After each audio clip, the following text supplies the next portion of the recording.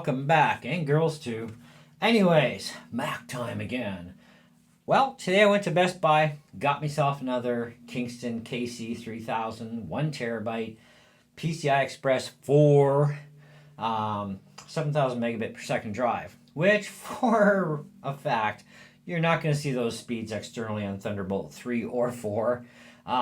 We might get a little closer on Thunderbolt 5. I hope Apple comes out with Thunderbolt 5 by the time I'm ready to buy a Mac Studio. Probably I'm looking at M4 series, but we'll see how things go. Right now I still have my M1 Mini and I quite like it. It does a job for me, but I do want to get into the AAA gaming on Mac, and yep, for that I'm going to wait until probably an M4. We'll see how impressive the M3s get though. Anyhow, so in the meantime, we solved our problem. Yesterday, of course, I got another one of these Indemem drives in the mail. Thunderbolt, of course. I did a video for you guys, by the way. Check it out if you haven't already, about being careful before you buy external Thunderbolt cases.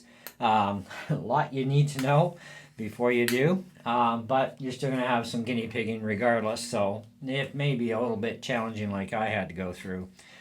So I have this Western Digital SN 570 drive, and I wanted to put it into this case because I figured, well, hey, Express 3, 3500 by 3000, I should be able to see around the same kind of speeds, roughly. Should, anyways. I only have Thunderbolt 3 on the Mini anyway, so hey, doesn't matter.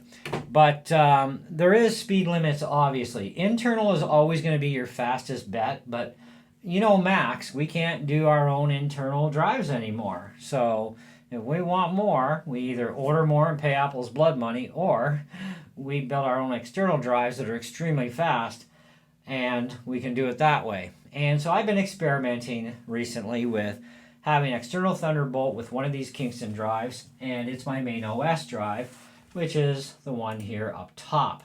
Down below is my 512 that is built into my Mini, which is currently offline as far as being an OS drive. Okay. And then, of course, we have our new one here that I just bought this particular drive for the other Indemem case today. And happy to say, everything is working absolutely top notch. The problem I had with the Western Digital was read speeds were relatively consistent enough that okay. Write speeds, though, were all over the freaking place, as low as 900. And even a few times it dipped a little lower in some further testing. And I was having a real bad hair day over this. And so I even have an Intel half a terabyte drive, also Express 3, and quite fast drive. But it came out of my Asus TUF 17 laptop. And yeah, it's exhibiting the same problems with the Indemem case for the write speeds. It's all over the place. So, I mean, come on, 2 for 2. You can't have 2 bad drives. So, I thought, all right, well, let's look into this. Well, it could be a bad cable, could be a bad controller in the case, could be a bad drive, severely worn drive, any number of things. The biggest is incompatible drive or firmware out of date.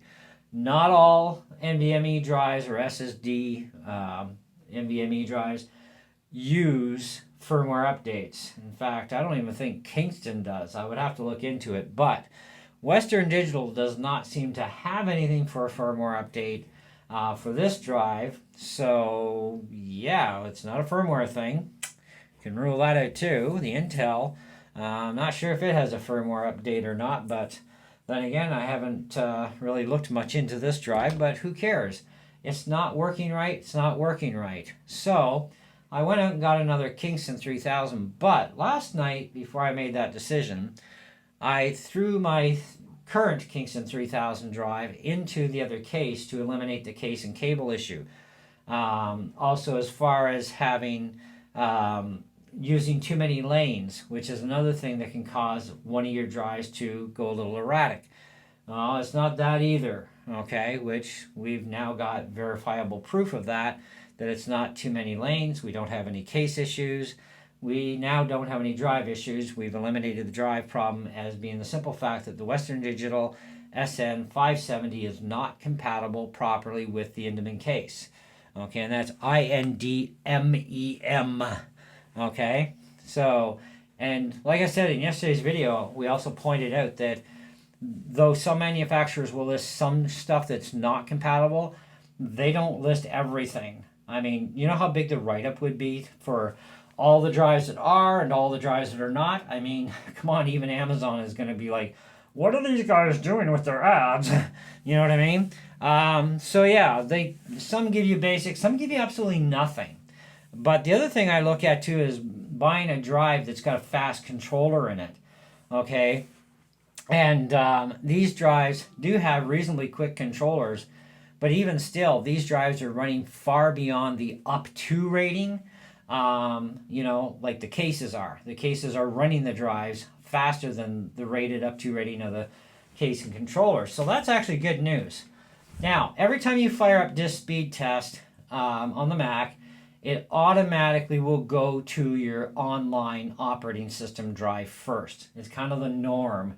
So you don't have to manually select it, because if you try, you know, it won't let you unless you go into your users folder, okay, and into your home folder.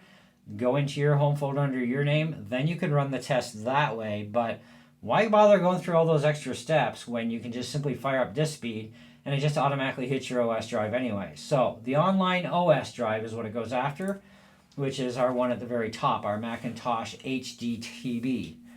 And these are the kind of speeds we're getting out of an Express 4 drive that is rated at 7,000.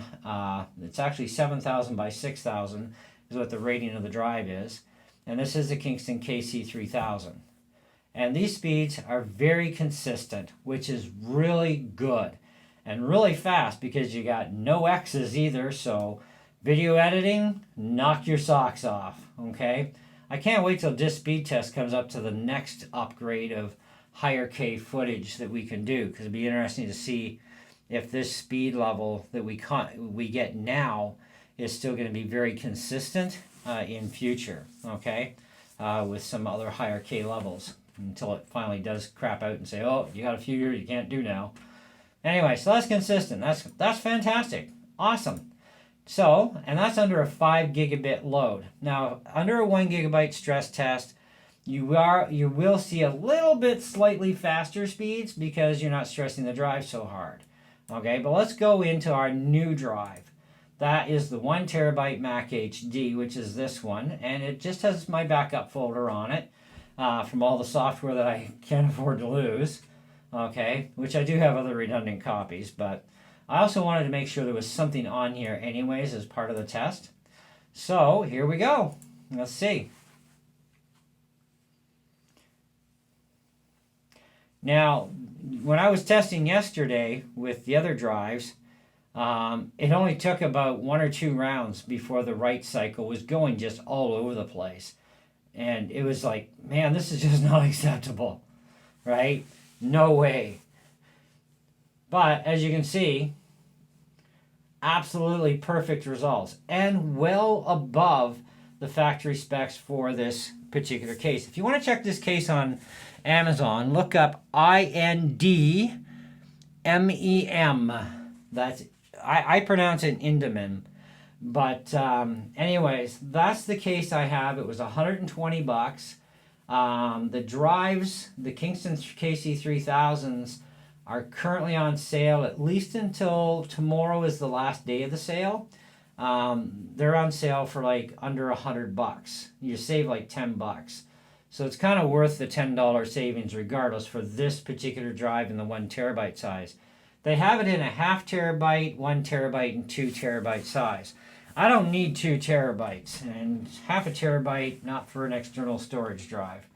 But 1 terabyte I'm fine. And I'm also using the other KC3000 as my main OS drive, so my Macintosh HD OS is actually offline currently. So it's just doing nothing. It's still loaded with its last operating system and all my programs.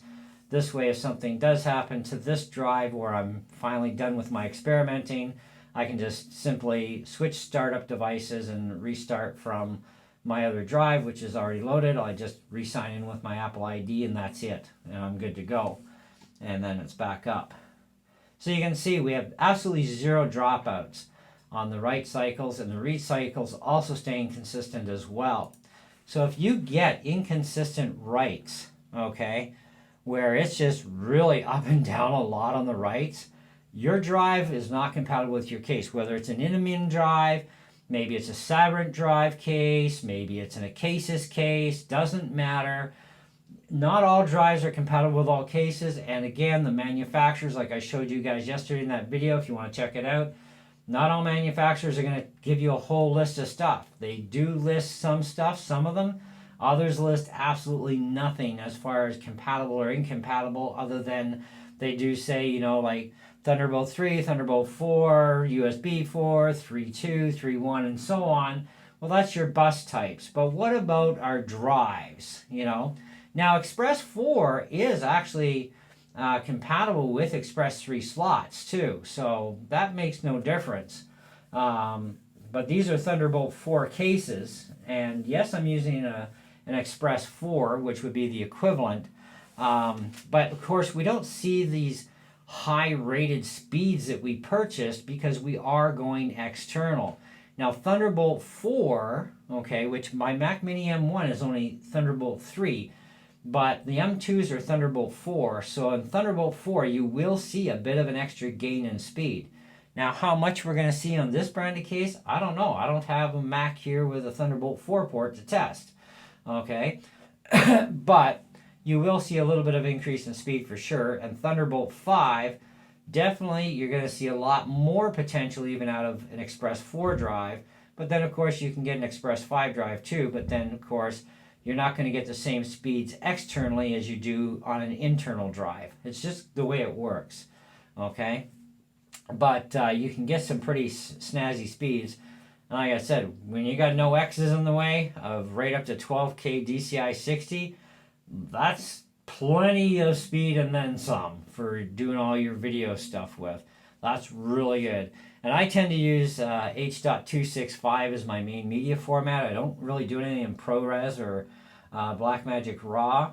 But yeah, in the H.265, I'm definitely doing it, and it's fine. So anyways, and as you can see on Max Fan Speed Control, we also get to track our temperatures. Something else I also want to point out, if you are running Max Fan Speed Control, because you do want to keep an eye on temps inside your computer with all your sensors and stuff, but also your drives that are able to be done. When you initially just connect the drive to the computer, it will not go into the list. You actually have to restart your computer, and then if it is able to go in the list because it's, you know, all that smart certified stuff and everything, then it will show up in the list then. And both of the Kingstons do, and obviously your Apple SSD internal is going to anyway. But your Kingston drives or whatever drives you're using, if they are able to, because of the smart tech and all that, then yes, they will be in the list. Because even when I plugged in this Kingston drive, it didn't show right away in the list. I just had to reboot the computer, refire up to open up the window, and kabang, it's there. Yay! And I can track my temperatures. And I actually have this program tracking precise temperature whenever available. And just sitting here like this, I mean, that's pretty good. They do drop lower, but we just, you know, stress the snot out of them, so, you know. But anyhow, that's what we've got for you on this thing. So just keep in mind to be careful with drives. If you are getting write errors all over the place, there are things you need to look at. And, you know, I would look first for a firmware update. If there is no firmware update available for your drive at all, because it's not updatable, that's not your problem, okay? If the drive already works perfectly fine, we'll say in a 3.2 case, like mine does in my Sabrent 3.2 case, it works perfectly fine. You know, it's just you're only going to get 3.2 speeds, which are like basically 900 to 1,000 megabits per second read-write, and it runs stable. Well, guess what? You know that your drive's not the problem.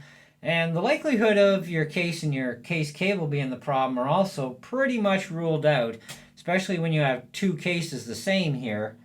And so take your one drive, swap it into your other case. And if everything's stable, then you know it's not the controller or the cable in the case, but also the express lanes as well. we don't have that issue. I mean, Macs are designed that every Thunderbolt port can be filled and running at peak speeds for each device. So we're not using up too many lanes either, which is something else I saw on a Google search when I was trying to troubleshoot this stupid drive. Because I really didn't want to spend another $100 out on another Kingston drive. I wanted this Western Digital to work, but obviously it's not compatible with this Thunderbolt case. And for no reason we can't figure it out. But it is what it is, right? And same as my Intel drive that came out of my Asus TUF, not compatible either with this case. But the company doesn't say anything about Intel drives or Western Digital drives. They talk very little about this sort of thing. But we definitely do see that even though the case has the ratings that it does, we are getting speeds far beyond what the up to rating speed of the controller is for this drive, okay? But it is also cover your butt. So manufacturers do actually list lower up to speed ratings because they know darn well that their controllers will at least do this, but they're not going to write it in stone because they don't know what you're going to use either. So it's an up to rating on ideal conditions. You get this. You might see more. In our case, yeah, we're using Express 4 drives and we're definitely seeing more, so that's fantastic. But it's too bad the Western Digital didn't work out. It would have saved me $100. But hey, what the heck? 2 matching drives. What can I say? I'm good for the next 20 years. Because I'll never fill a terabyte drive. I really do. I mean, I've even got my OS on this drive, plus all my software backed up onto this drive, plus redundant copy here and another couple other copies elsewhere so I don't lose any of my stuff. But in case something happens. But if we do a get info on this terabyte drive with the OS, all my programs, which runs my studio, I actually got the new DaVinci 18.5 in here, beta version, and it's quite large. All my other programs, just exactly the way my other drive was set up. And I still have only used 346 gigabytes. I still have over 674 gigs available, and I save, backups of my videos on here too, right? Yeah, it's pretty wild. Anyways, that's what I got for you. So now you've definitely got my seal of approval as far as this case goes with the Kingston KC3000s for sure. That is the best speeds you are going to get out of the KC3000 in this particular case and on a Thunderbolt 3 port. I don't know about Thunderbolt 4, though it should run faster anyways, because 40 gigabit per second is Thunderbolt 3 and 4, and they are what's called theoretical speeds, okay? So in theory, you should see this, but no guarantees, okay? It's under ideal conditions. So you are definitely going to get much closer to that with Thunderbolt 3 over Thunderbolt 4. And these cases are Thunderbolt 4 and below compatibility. And the drive, of course, is Express 4, which is also compatible with Express 3 slots as well, and buses, etc. You get the idea, right? But anyways, that's it. That's all. Thanks so much for watching. Hope you enjoyed the video, and we'll be sure to catch you on the next one. Oh yeah, and comments below. Let me know what you thought about all this fun.